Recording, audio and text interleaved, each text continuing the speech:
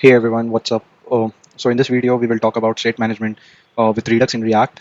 And I'm sure that you must have been managing the state through prop drilling. If you're new to React, like basically, if I show you, let's say you have a parent component and within the parent component, you have some child and within the child, you have multiple child. So like this, you have a hierarchy of lots of child components. Okay.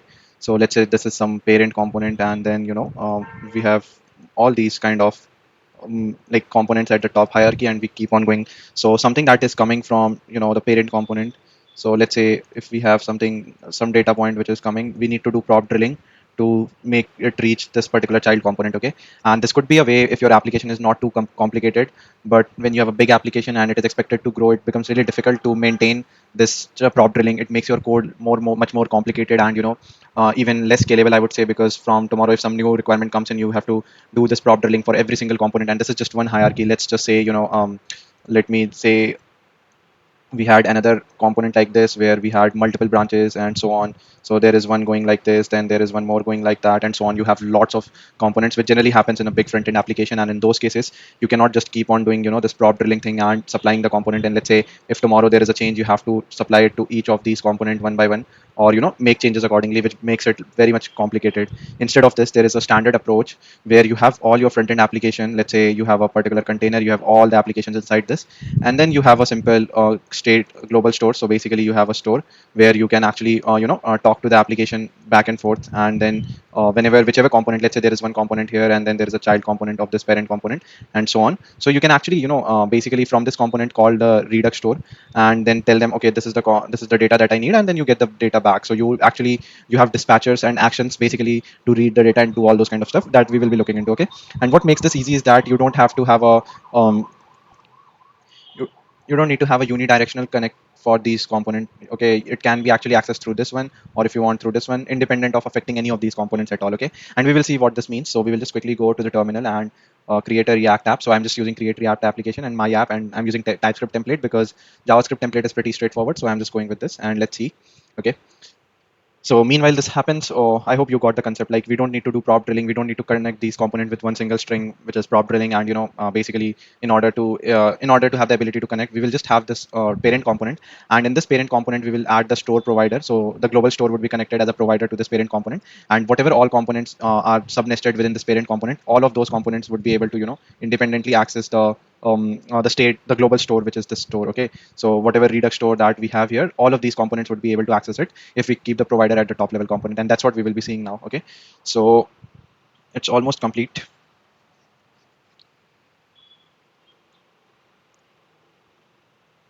Okay, so we are done. So let's go to this my app, and then I'll activate code. You can use any code editor of your choice. So here we have all the components. We have app.tsx, tsconfig, and everything. Okay, so let's quickly create a folder called Redux and then store.ts. Okay, here we will have all our stores. So let me go Redux Toolkit get started. Okay, and I'll search this one, and then you need to go to the first link. So yeah, this is the case when you are actually integrating it in an existing application. That is what we will be following. Let's say if you have a new app, you can straight away pick up this template and do all kind of stuff that you want. But when it comes to an existing application, there is some more complication involved because you have to do all the boilerplate setup and everything, which is pretty less compared to normal Redux, I would say. In normal Redux, you had to set up actions and stores and everything. But with the Redux toolkit, you leverage a lot of new properties, which makes things much easier. Exporting reducers, you don't have different actions and reducer files, all can be taken at once. Okay, so we will be following this in existing application. So first thing is to install the Redux toolkit, and along with this, we also need to install React Redux. So I'll just do yarn add at Redux JS slash toolkit and then React Redux. Okay, so this will give me the files that I need. And meanwhile this completes, let's move on to the next step. So let's go to quick start, TypeScript quick start, and here we have the app store.ts. So let's just go and copy paste this code. Let's try to understand what exactly this is doing. So basically we are configuring store, we are importing configured store, and then we are adding all the reducers. Currently we don't have any reducers, so let's keep it as an empty. Now let's go next. We need to define typed hooks. For type assistance, you will have these typed hooks, and that's what we will be doing also. So let's copy this. Let's go to Redux and let's type as hooks.ts, and let's keep these guys as well. And let's create one counter slice. So just to see how the slicing works. So let's have slices then counter.slice.ts, and let's have this. Okay, so this would be the file, and I think we just need to go one step down. That would be enough. Okay. So we will understand what all is happening here, but let's first set up the store quickly. So this is our basic setup. Now let's go next. And then here is an example of using typed hooks. So let's quickly link it with the store. So we have Redux ready. So now since our slice is ready, we need to hook it to the store. So let's quickly import counter slice and let's name it as counter and let's have it here. So this would be our second thing. And now let's quickly go to app.tsx, import provider, which will basically be the wrapper, the wrapper to wrap. If you remember, we had a discussion. You remember this top level thing that you see, this top level function. In our case, it would be app.tsx. Okay. And anything that comes within this wrapper would be automatically be able to get this. Okay. So we will wrap the app.tsx, the screen component with, our provider. So we will have a provider here. Um, and then we will use that to basically supply everything. Okay. So provider will wrap it. We can name it as wrapper if it is comfortable for you, but since the general practice is to use provider, so we will use the provider and let's wrap the whole app with this. And then we also need to provide the store inside the provider. So let's import the store also, store from Redux and then store. Okay. And let's wrap it up here, save it, and we should be good. So let's quickly do, and in package.json, I think it's yarn start. So let's make it dev since I'm used to writing dev. So yarn dev. So you will see that, we had one, I'm not sure why, but it got cleared, but we had a warning regarding middleware and we will be configuring that basically to enable DevTools and all that stuff. So our app has loaded and let's see if we have store.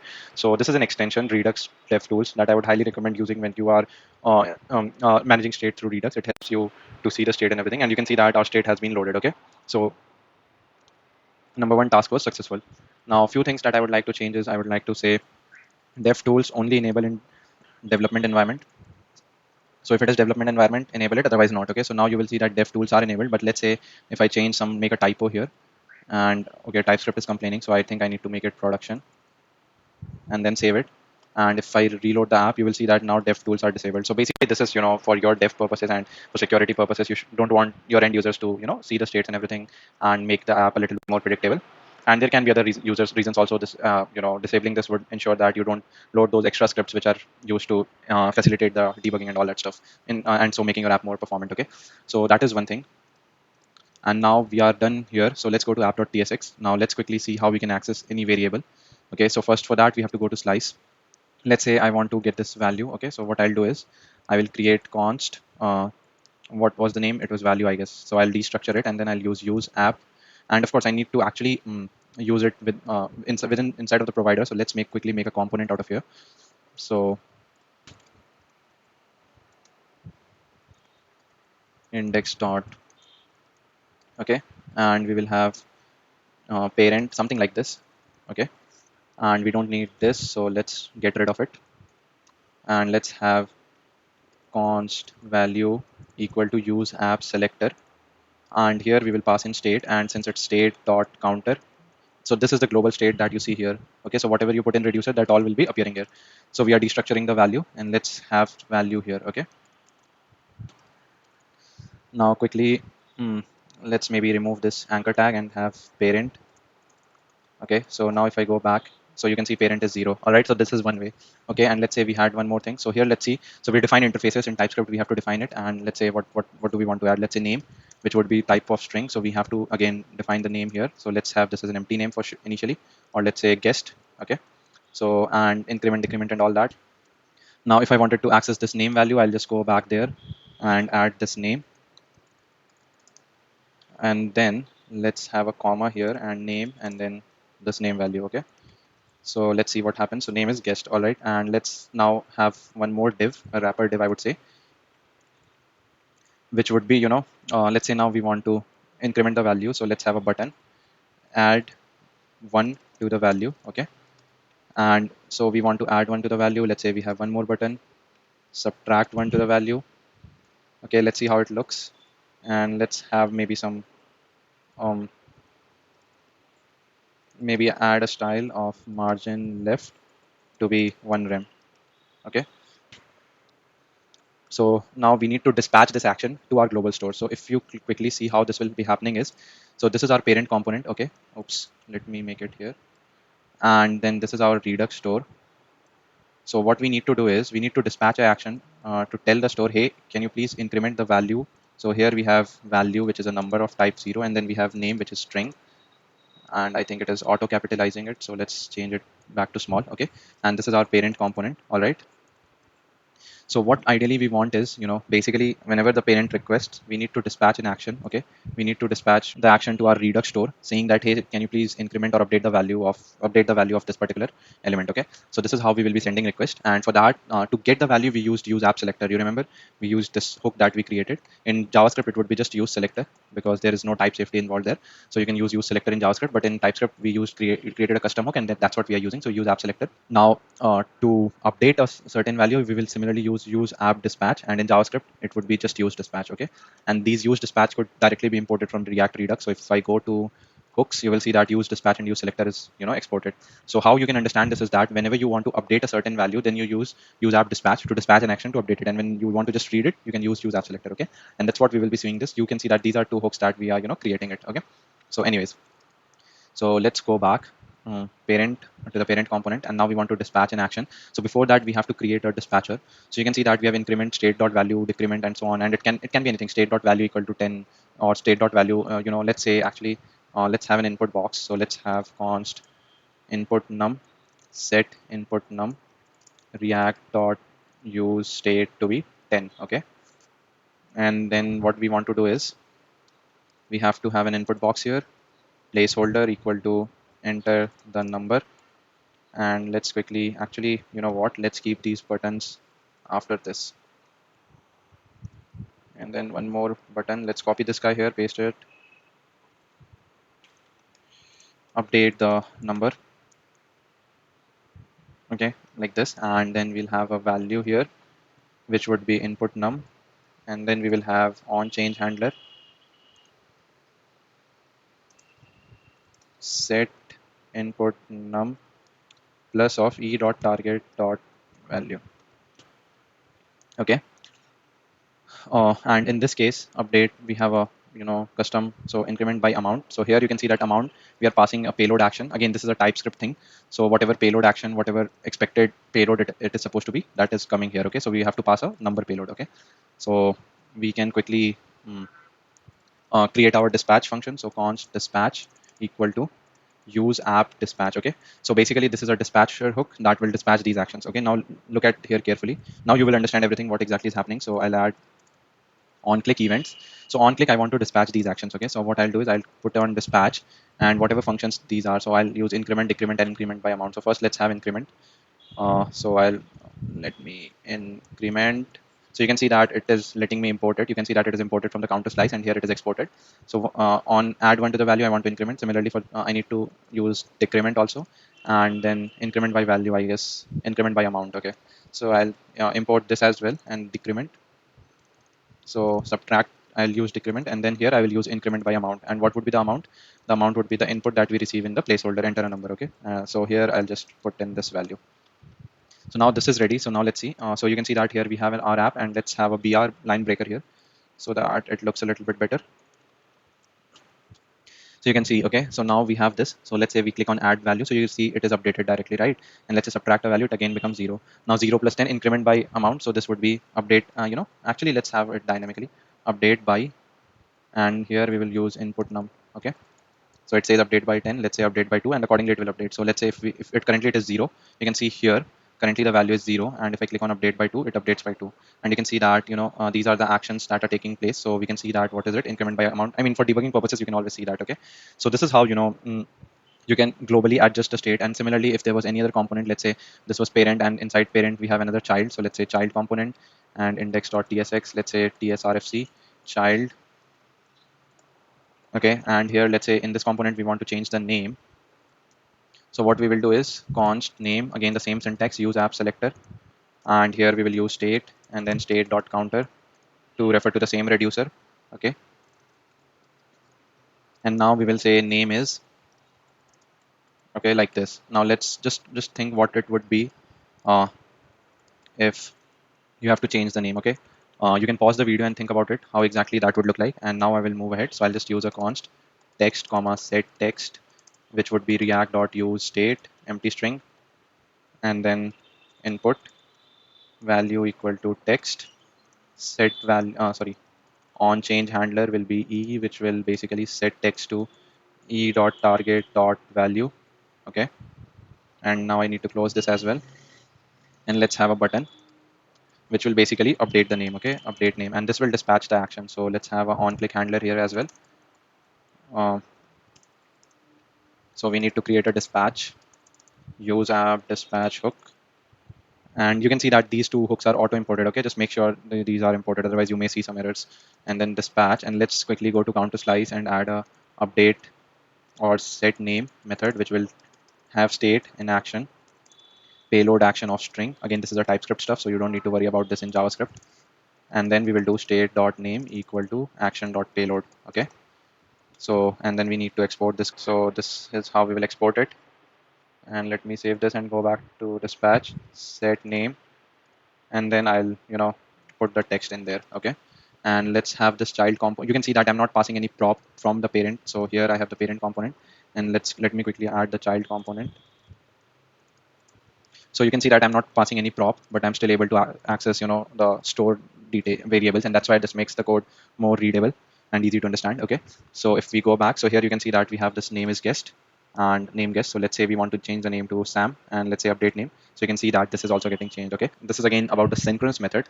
Asynchronous method is also very straightforward. We have something called create async thunk. Okay, we will just quickly pick up that example so that it gets quicker.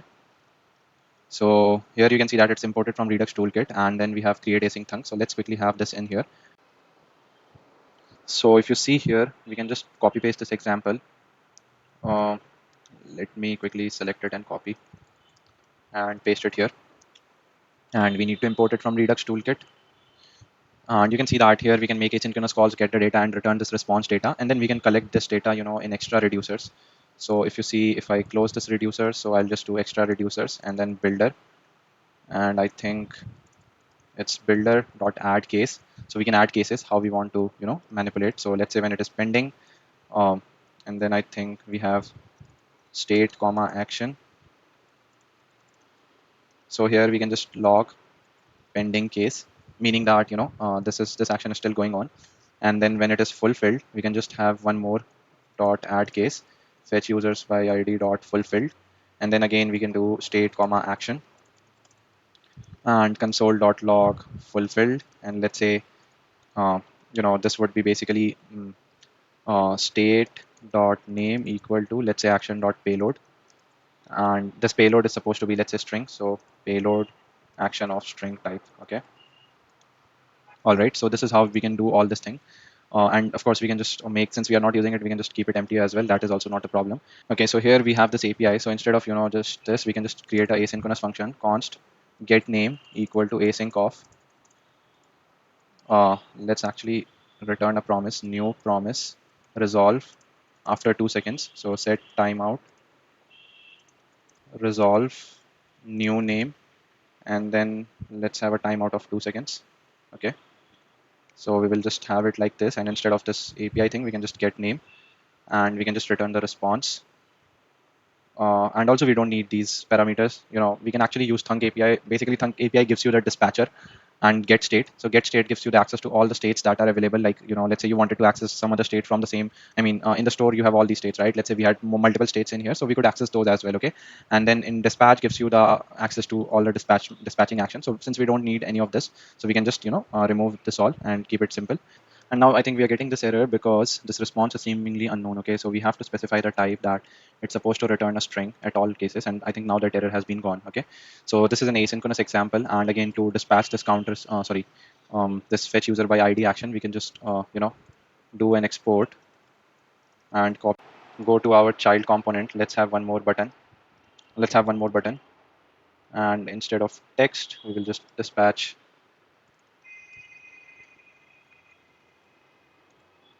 fetch user by ID. And let's see what happens now. Update name asynchronously. Okay, and let's actually have a PR again, line breaker basically.